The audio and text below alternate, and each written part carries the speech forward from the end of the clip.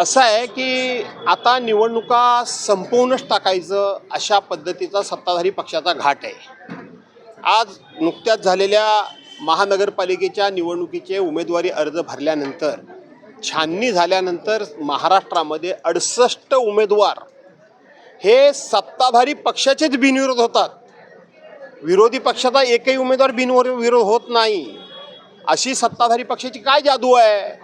याचा अर्थ आता निवडणुका ह्या निपक्षपातीपणे, निवडणुका ह्या कुठल्याही प्रकारचं मनामध्ये शंका न घेता त्या प्रामाणिकपणे पार पाडल्या जातील याच्यावर आता कोणाचाही विश्वास राहिलेला नाही।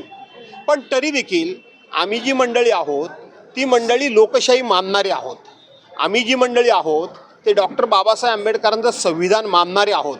आम्हाला कळतंय की ह्या चोऱ्या दिवसांगणी व्हायला लागलेल्या आहेत, तरीसुद्धा लोकशाही वाचवण्याकरता म्हणून आम्ही सगळी मंडळी या निवडणुका ताकदीनं लढवतोय आणि त्याला सर्वसामान्य मतदार हा 100% पाठिंबा देऊन यश आमच्या बाजूला आहे। प्रचंड पैशाचा वापर होऊन लोकांची मनं जिंकून निवडणुका जिंकण्याचा कारभार आता संपला।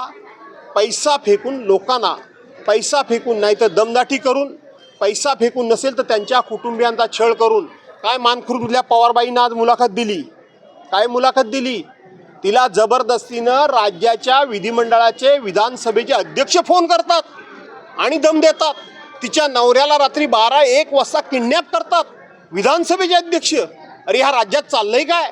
आणि म्हणून सामान्य माणूस पेटून उठेल त्या दिवशी ह्यांची सत्ता ही भ्रष्ट सत्ता उलटून टाकेल। धन्यवाद।